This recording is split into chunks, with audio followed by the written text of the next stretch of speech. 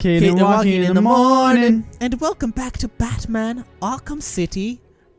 City of Vengeance, City of the Night. We are back in the Rebirth era where we have redone our investigation. And I've learned I am poopy butts at this game. It's like riding a bike, man. I want to say poopy butts. You're rusty. Cause look, you regained it in that fight. You eventually figured it out. I regained it in the fight, but I didn't do that hot for most of it. And I think if you use your whip, like your my gadgets, your cowl feature better. Oh, the cape smash, because it dazes them. Yeah. Labor Day. A day. Oh shit! It's about to be Labor Day. That's creepy. I think they programmed it so that it does keeps that, up with the days. But also that is creepy. Because when it came out, I think it was on Christmas, right? When it first came out. No clue. I don't know why I decided to come in here, but I did. These guys, that's why. I need my practice. Batman needs blood. Nice. Well, everybody, looks like it's me as Joaquin has taken a gigantic frickin' poopies break. It's a classic of a Cade and Joaquin recording session that at some point one of us has to take just a poop that will not stay down. It's too big. Is this too much information? Who's to say? Guys, we are poopy boys. Everybody poops. That's a good children's book, I feel. Like, if you need to tell your kid a lesson, but you need to make them laugh, everybody poops. Such a good thing to teach them. Also, probably a good thing to teach them is, like, girls don't have a penis. If you're a little boy, I feel like that's a lesson that not a lot of, like, kids learn when they're a little boy. Or I feel like it's just not really sunk in that we need to teach everybody that everybody's got different stuff down there. I know that every kid isn't fucking stupid, but like I feel like even if you are a smart kid, you aren't gonna say, oh yeah, I know for a fact that this little girl over here doesn't also have a penis. This is a weird conversation, but I do fully believe in it. I feel like there should be a book written probably by the same guy who wrote Everybody Poops. It's just like everybody's got a different guy down there. Everybody's got a different thing down there, and that's okay. And some people don't even want to have. Some people are a little bit like, oh, I don't know, I want to be different, and that's also cool. It's not always what you got's what you want, and that's cool too. I don't know what you call this book. It could be Everybody's Got a Penis, but then the moral is incredibly misleading. I feel like being a solo commentary person is really hard though, because even though you have to talk all the time, when you're talking, you're not. You gotta talk about the game. You gotta make jokes. No one to bounce off of. Improv, I feel like is. Oh hey, Harley Quinn. Also, had a huge crush on Harley Quinn as a kid. Weird eyes though now. When I was a kid, friggin'. Not even as kid. That's not what I want to talk about. But doing improv by yourself is hard. I mean, you can do it, and there's like a huge lines of improv that you can just go up on, and there's like stand-up. But I feel like stand-up is written. You kind of figure out beforehand. This is completely off the cuff. You don't even freaking know what I'm about to say next, guy. It's crazy. I could just be talking about anything. I could be talking about hit song from possibly 2005 to 1998, Sedona, which I just found and figured out was from Tony Hawk Pro Skater, and found it on Spotify and was so happy when I found it because it's a great song. If he isn't here by the end of the episode, I don't really know what I'm going to do. I feel like talking by myself for all that time is kind of insane. Well, I talked for 10 minutes straight. Nope, dude, I'm serious. I didn't stop. I was talking about how hard it is, but I guess it's not that hard considering I didn't stop.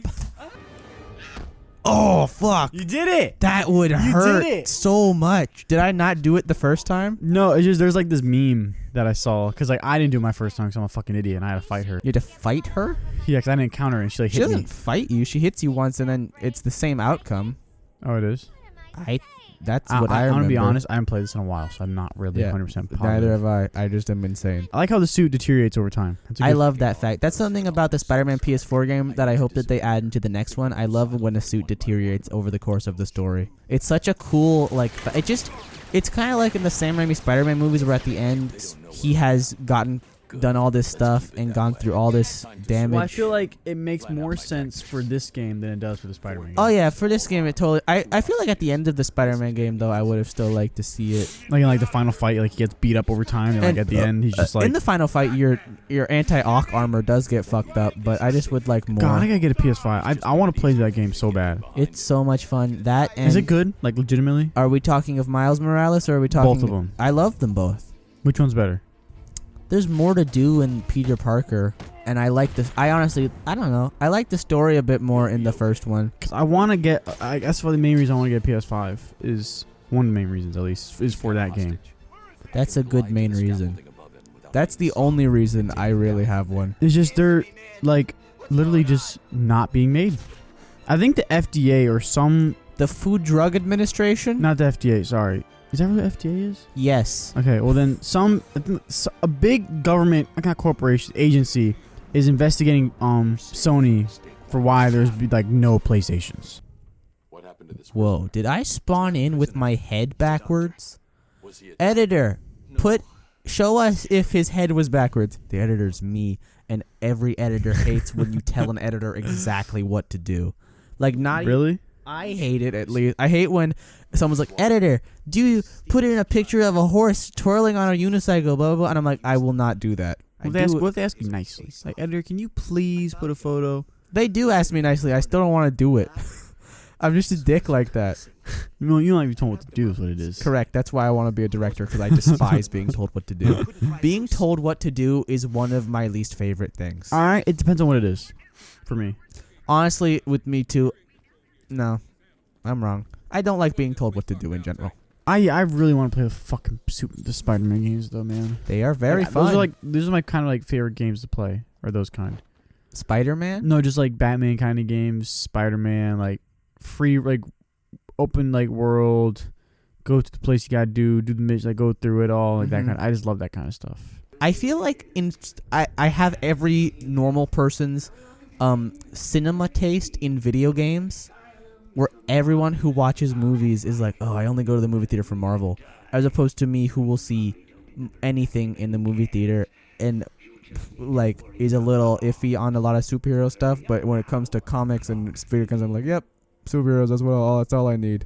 Yeah, I want to read fucking comics, man, but like it's just... Don't you have a box? I did.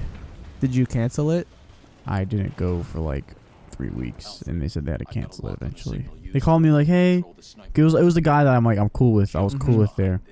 Like, hey, Joaquin, it's been a while since you've been in here. We were just calling to make sure you're okay and everything's all right. But like in 2 weeks, we do have to like undo your box because like it's just protocol here. And so yeah, give us a call or come in and have a good day. Basically, what happened. Yeah. Recently, I'll go back there. I'll tell them like, I just had shit going on. I was just... Yeah. I love comic books. I in the couldn't... frames right now. Holy moly.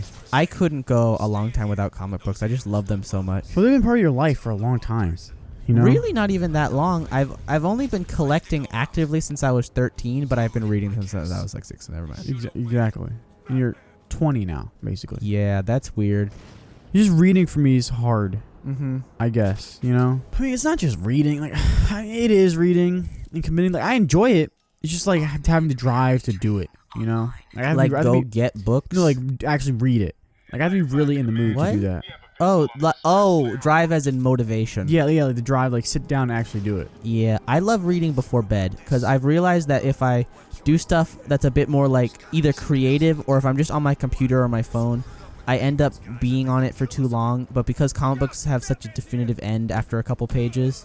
Well, also it's for your, like, it's been proven for that your brain is very relaxing to read. Yeah, I have so many books. I just got a new comic book or a graphic novel, called Blankets. That's over 500 pages long, that I need to read.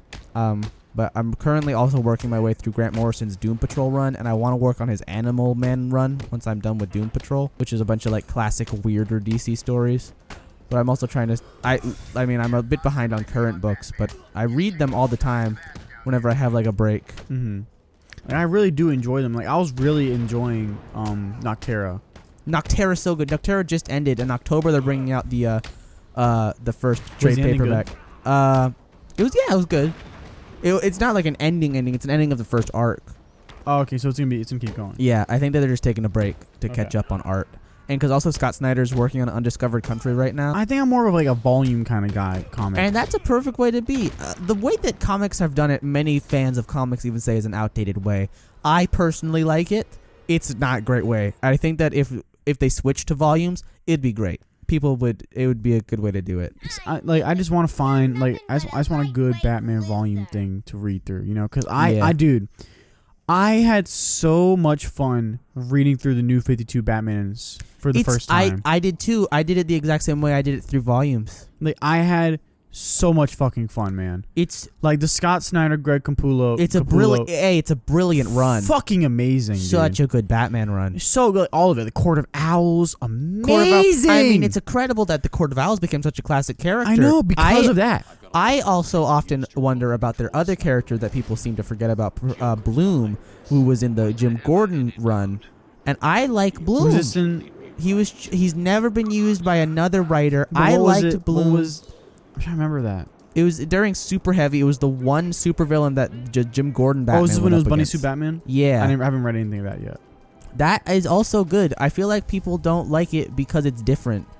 Ooh, that's the end of the episode. Damn, we're already there. Well, we'll talk more about comics. I have to pee like a fucking Russian racehorse. Okay. We will love you all. We'll see you next time, and we'll talk more about comics because this feels like the place to talk about it in a superhero series. So we love you all. Goodbye. Adios.